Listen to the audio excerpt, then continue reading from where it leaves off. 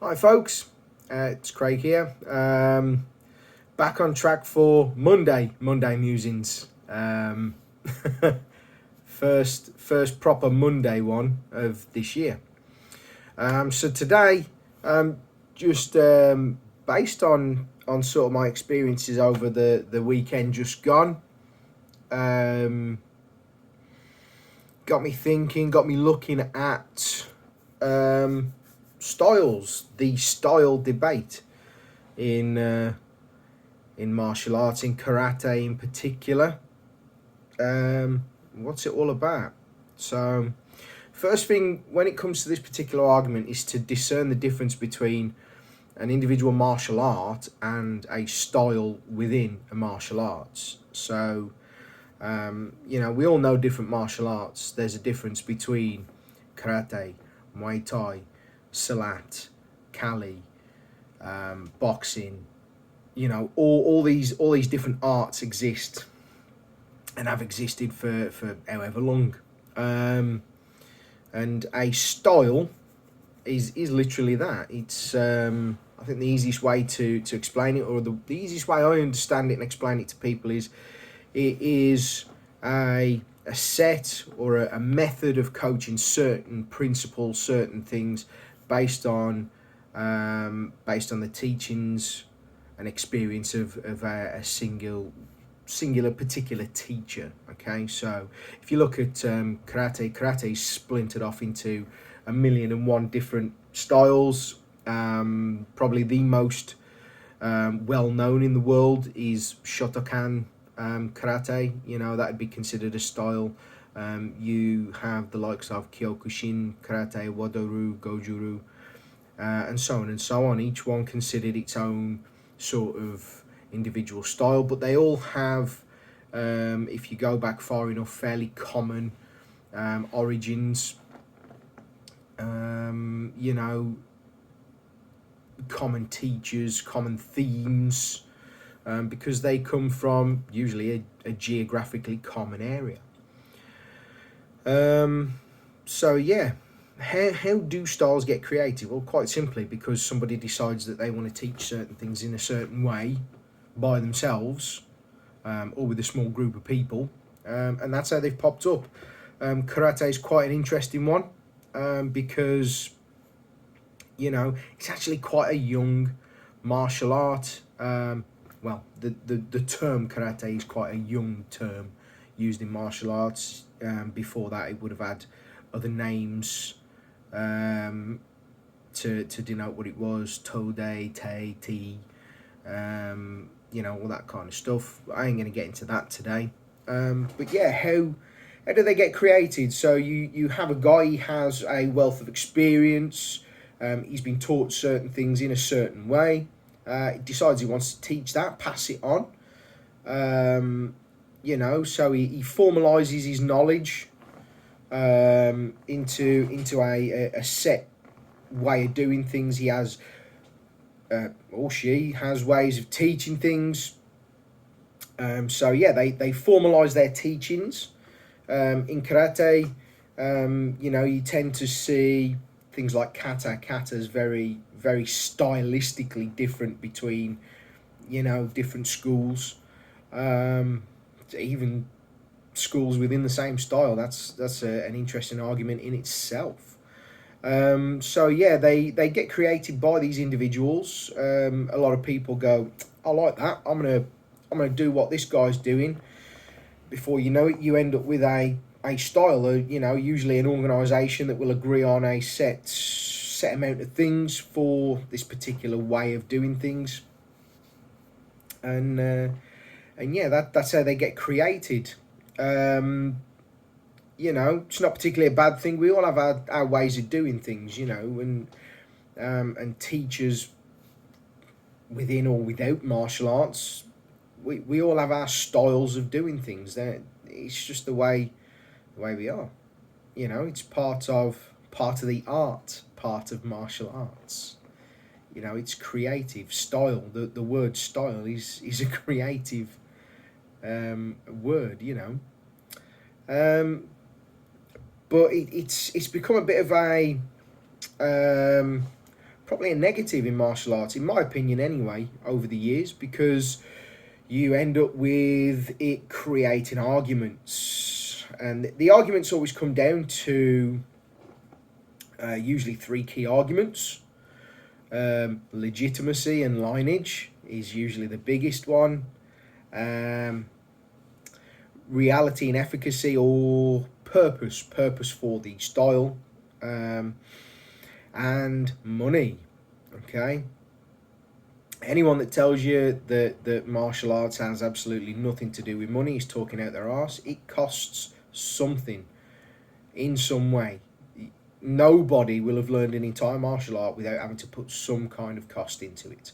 And most people in this day and age, if they have an ability to coach, an ability to teach, and the facilities with which to do it from, all of that costs money. But we'll get on to that argument in a bit. So the first thing I want to sort of talk about is legitimacy. Legitimacy is an absolute nightmare, I'll be honest with you. What is legitimacy? Legitimacy normally comes from lineage. So it is a big thing. These days especially, you will have people claim to have been taught by whoever and whatever to attain a certain grade, signatures on a piece of paper. And yeah, that sort of denotes legitimacy, primarily in Japanese arts anyway. The whole thing comes from, as far as I understand it, the sort of Menkyo system that was used in Japan, you know, for a very long time. So as soon as somebody had accomplished their training, I think it was usually in swords schools, before they were sort of set off to go and do their own thing, you know, create a name for themselves. They trained within a particular school. Once they'd learned everything that particular school's instructor, teacher, master had to offer, they'd be given their Minkyo Kaiden, denoting that they'd learned everything that they needed to from the school, and that was it. That's where they came from.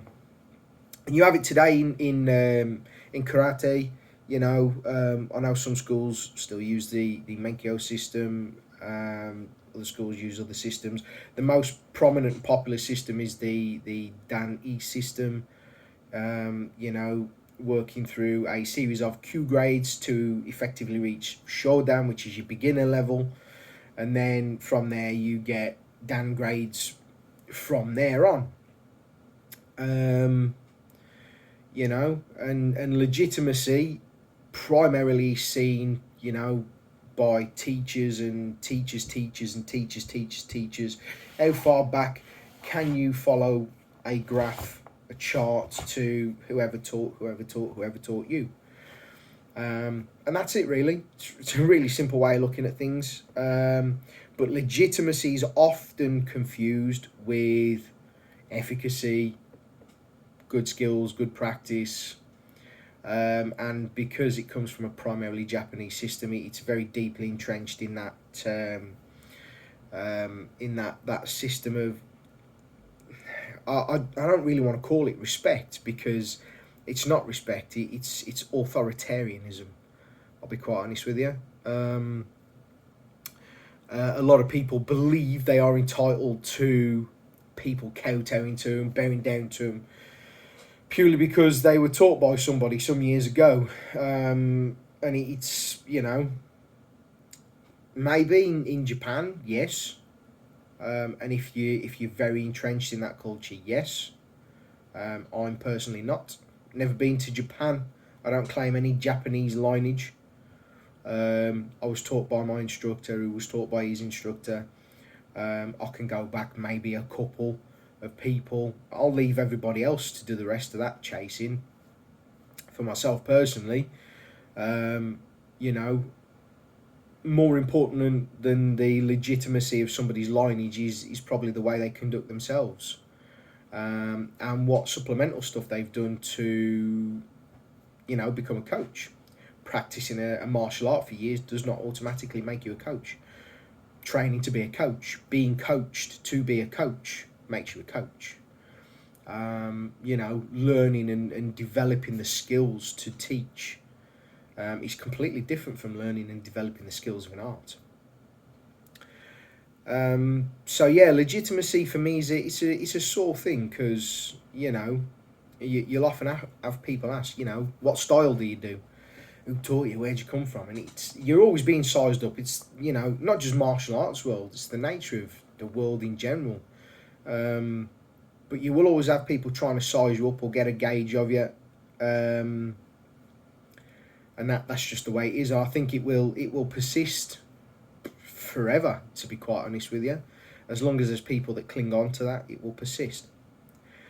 So yeah, moving on from legitimacy in style goes to the reality of styles. So different styles will have different specializations. As I said before, you particularly in karate, it's almost like a really strict divide, and in some cases there's an animosity between people.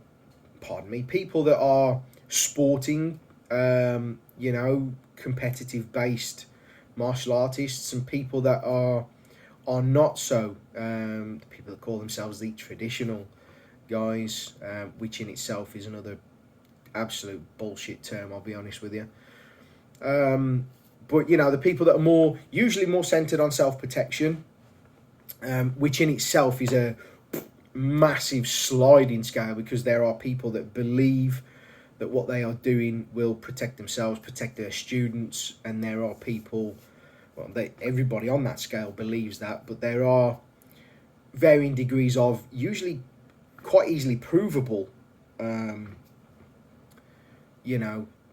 techniques, principles, approaches, areas of knowledge that denote that. So yeah, how do you split styles? So the purpose is what they're used for. You have competitive styles, and then within competitive styles you've got semi-contact, full contact, kata, all that kind of stuff. You're starting to see this. It is a large web. It's a splintering off of different things, but all with a common name. It's all karate. And then obviously, even on that scale of reality based martial arts, you still have those overlapping things and stuff like that. I'm not really going to go too deeply into that, but from my own experiences, when I first started training actually in karate, it wasn't long before I entered our competition. The only karate competition I've ever been involved in, under the BKJA, was a kata performance competition. I came away with nothing from that competition, I'll be honest with you. And the whole thing was a little bit of a shambles, I'll be honest. It was, I sort of saw and experienced a lot of that sort of almost political animosity that goes on with those organisations. It wasn't a brilliant experience. So, I mean, my club was never really into that anyway. At the time I started, the whole thing was shifting into directly really reality based, self protection based kind of stuff anyway. And I sort of grew up in martial arts with just that really. So the whole bunkai process, and the shuhari cycle within that, as well as the shuhari cycle with the rest of my growth, actually, it all came from that perspective, as opposed to a train to compete perspective. And I've got nothing against competition. I think competition's fantastic. I think it's a really good catalyst for growth in all martial artists. And I think if you can find a competitive format that allows you to somewhat pressure test what it is you do, and you get something out of it, even if it's just enjoyment and fulfillment, that is enough. Tommy Joe Moore always says that if you come away a little bit better than you were when you walked in, a little bit more capable and happier in what you're doing, you feel happier, you feel safer. That's enough for a start, to be honest with you. You know. But yeah, so you have the purpose of what the art is for and what it's trying to achieve differs. What's interesting with karate is if you go back far enough, all the old masters of karate all had the same, roughly the same idea for purpose initially. You know, it was all created as a civilian self-protection, all-encompassing martial system. Over time, those purposes have been changed depending on the organisation or depending on what individuals wanted to do. And that ties right into the next part of that triptych, which is money. Money is a big thing in martial arts. Money is a huge thing in karate. Okay, not for your grassroots level stuff. Like myself, you know, you coach for nothing. Most of your money will play back into your club. I would love to be in a position where I was a full-time martial arts coach, you know, earning a wage from what I did. Unfortunately, it's really difficult. And I actually don't have, in spite of what many people see or perceive, I don't have the resources to get any of that off the ground as a business model. And I'm not sure even if I could, I'd be able to sustain it where I live, because Tipton's poor as shit and nobody can afford it around here, to be quite honest with you. Not with karate anyway. You can with other martial arts, and the sporting ones are the ones that tend to do better for it, because they can offer more to people. I'll be completely honest with you. In easier to digest packages, you know. But yeah, money's a really big thing. Sort of speaking to people over the weekend when I was on my amazing misogi journey, through the invite with Terry Burkitt, speaking to different people, they all have a lot of concerns within Kyokushin at the moment, because there's sort of organisations that have splintered off from a sort of central organisation. I'm not sure of the full details, so. But what I do know is that some people have left one organisation because they don't like the way certain people are running things, and then they splintered off from these people, and a lot of it has boiled down to money. You know, if you are the head of a style, you will have maybe a board of people underneath you that direct X amount of schools, direct X amount of people. And yeah, ultimately, people have to pay into our style. They pay into an organisation. So, you know, you tend to find it a lot in primarily Japanese-dominated arts. You will have, you know, a stack of Japanese people sort of sat at the top, and people will pay their organisation, and they usually get insurance through that, but they have to pay fees to be considered part of this organisation. Those fees sort of trickle up to the guy at the top, you know, and at ground level, as I said, at grassroots level, you're not really making anything. You're paying your dues to make sure all your students are registered and insured, the insurance being the key thing. And then from there, you know, that money trickles up, because not all of it is insurance, you know. Whether or not people want to accept it, some of it is administration fees, and that gets divvied amongst the organisation, and it pays people's wages. And in some cases that I've seen, it's paying the wages of people that aren't even active martial artists anymore. They are purely businessmen, okay, which is fucking horrendous, I'll be honest with you, but it's the way it goes with some of these bigger organisations. And when you have sort of these factions splinter off, it's quite damaging to an organisation's funds, because, you know, if you lose, say, one person who heads up a set of schools or a set of other instructors, and they're all, they've got like hundreds of students between them. That's thousands of pounds disappearing, potentially overnight in some cases. And obviously, it's not always all about money. Sometimes it's about power and ego and, all that kind of shit. But these things happen. So, how do these styles get created, and how is legitimacy looked at? And a lot of it, you can buy legitimacy, to be quite honest with you. It's not as concrete and sacrosanct as people think. And in some cases, I mean, the whole thing looks like a fucking pyramid scheme, And there are some organisations who you can more clearly see that pyramid scheme happening than others. Some that are very, very business model related. I believe that the GKR has a bad reputation in the UK for it. I don't know about elsewhere in the world. But yeah. But on to that sort of level of legitimacy. Legitimacy is not a match for good coaching. So, in my opinion, and you know what? No, not in my opinion. It's a fucking fact. A piece of paper saying that you are X Dan in whatever martial art you do does not mean that you're immediately good at fucking coaching what you do. Okay?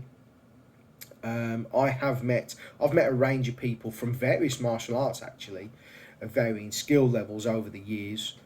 And in a lot of cases, there are people that their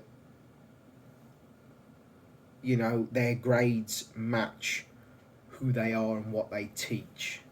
Some fantastic examples out there, particularly in karate. I can name a bunch off my head, but I'm not going to. But there's a lot of cases where I've seen people who have a reputation and a grade, and they just what they're coaching is subpar. You wouldn't get away with it if you took it to a school, right? The coaching standards don't even match up to the guys that are doing fucking crab football in a primary school with some kids. Yeah, they don't even have the coaching skills to match that. Guys that are fresh out the gate in multi-sports and things. And so legitimacy and lineage means absolutely bugger all, I'll be honest with you, when it comes to coaching. You could have somebody who's actually got a very basic baseline understanding of what they do. No, not a baseline understanding. An okay understanding of what they do in martial arts, but they will be able to teach what they know inside and out, back to front, any way, shape or form to anybody. And that's what's important. Good coaching is important. It's one of the things that's really lacking. Somebody's grade does not denote their experience and knowledge in safeguarding, for example. A lot of people these days are far more willing to put their grade forward to say that they're a good coach instead of, coaching courses, awards that they might have done, instead of safeguarding courses they might have done, instead of the first aid training that they might have done, instead of the previous experience they've done coaching. I personally attribute my own coaching abilities in martial arts not to the karate I've done over the years, because if I taught the exact same way that I was taught, I probably wouldn't have any students now, I'll be honest with you. The way I was taught worked for a limited amount of people. I'll be completely honest with you. It worked for a limited amount of people. And I developed my own coaching style from wanting to be a coach. The first thing I did when I left school was look into sports coaching. First sport I ever learned and got qualified in coaching in was basketball. And from there I've earned a bunch of other qualifications in coaching different sports. And because you learn to coach different sports, I've learned and attended courses in coaching people with disabilities. I've learned and attended courses in coaching vulnerable people. And I've gained experience in coaching various people over time as well. So it all helps you build up to be a good coach. And I take that into my martial arts coaching. And all that's in black and white. I allow people to have a look at any time that they want. They can have a look and they can grill me about my experiences. And not a lot of people can say that they have that kind of background as well. That's not to say they're not good coaches. You do have people that may not have attended a coaching course in their life and they're just naturally good at teaching. But they are few and far between. And when you meet these people, they are phenomenal. They're always amazing people. So yeah, style and legitimacy and purpose and the money behind it's a weird one, isn't it? But one thing that sort of stuck with me, and it's the reason I'm doing this musing today. Over the weekend, I spent my entire weekend with a bunch of Kyokushin karateka. I've never trained in Kyokushin before. It was very unfamiliar. I sort of got the nervous jitters that you normally get when you're in a new environment. It's not quite the same. You've got to adapt and keep up with what everyone else is doing. There's sort of nuances to language and the way people approach each other that you're not quite used to, and it does throw you completely off guard. But much like every other different place that I've been to, visited and experienced, I was welcomed, and there was common ground all over the place. We threw punches the same, we did kicks the same. I've picked up some little bits and bobs, little training exercises from Shihan Terry Burkitt. I've nicked a couple of his training exercises. I've sort of spent the morning adapting them, and I'm going to test them out today. My first official lesson back for the new year. I'm going to test out some of these exercises, these warm-up exercises, familiarity exercises, because I like them. I think they're very useful. And yeah, I think I can adapt them to suit what I do. And that's the beauty of karate. If you look at it correctly, you look at it deep enough, hard enough, you can adapt it all to suit yourself. There's no reason for all the massive divides that we have that I can see, other than usually to line somebody else's pockets. So I mean, eventually I think you grow out a style. I personally don't have a style, I don't think, anymore. I tell people that what I do is Tode. Can I trace a big lineage back to some old Okinawan shit? You know what? No, not really. But I can tell you who my instructor is. I can tell you who his instructor is. And then if you want to delve further than that, you can. My own legitimacy comes from what I do. And I will openly tell people, as I'll tell people now, if you really want to see what it is I do, you want to quiz and question me on what I do, just ask or turn up and do some training. That's what I'm about. The internet arguments that go on today, particularly internet arguments, are fucking stupid. I don't see why people get wrapped up in them. I've seen people in their 70s arguing with younger and very arguably more educated guys, and their arguments usually boil down to, I was taught by such and such a person who was taught by such and such a person, your opinion is invalid. And it's like, well, you're banging your head against a brick wall trying to talk to these fucking people. Your style isn't important. Your content and your purpose and the way you conduct yourself is. It comes down to that argument about grade. What's your grade worth? Well, fuck all if you're a dick, It's that simple. Your grade's a piece of paper that denotes somebody's opinion of your level of skill on a particular day that you were tested. That's it. It doesn't mean that you've fucking mastered the mysteries of the universe and can harmonise your chi. So yeah, what is it all really good for? What is your style really good for? And I'll refer back to a phrase that Sensei Steve Lowe uses a lot. You know, what is the purpose of what you do, and does it fit your purpose? And ultimately, I think that's what style comes down to. Is the style that you practice good for you? Are you getting fulfillment from it? If you're practicing for self-protection, will it honestly keep you safe? If not, and you're practicing for competition, are you getting the benefit from that without it, having a negative impact on you? If you're doing it for fun, for social, whatever, if it's doing it, great. It's doing its job. But does that mean that you need to be derogatory about people from another style, system, or whatever? No, not really. Don't get bogged down into those bubbles. Don't let people bog you down into these bubbles. You are not beholden to a single person on this planet, particularly where martial arts is concerned. If you want to go off and try something else, go off and try it. And if it upsets somebody because you as an individual have decided to explore something, you got to ask yourself, what is their motivation for being upset about that? Why are they upset about that?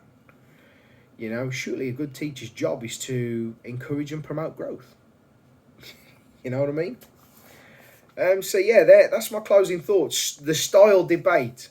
Is it really a debate? Only for the people that care about it. I'll be honest with you. There are no styles that are superior to others. It's a bullshit argument. Usually, designed for clickbait and shit these days on the internet. So just ignore it, scroll on, pass it over. Main thing is that you keep training for you and what is important to yourself. So yeah, we'll leave it there. I ain't going to ramble on anymore. But yeah, hopefully, because there's a lot of good stuff coming up in the year, I will see you all at some point in a dojo or in a training space soon, and we get to share some good times and good training together. Take care. Bye-bye.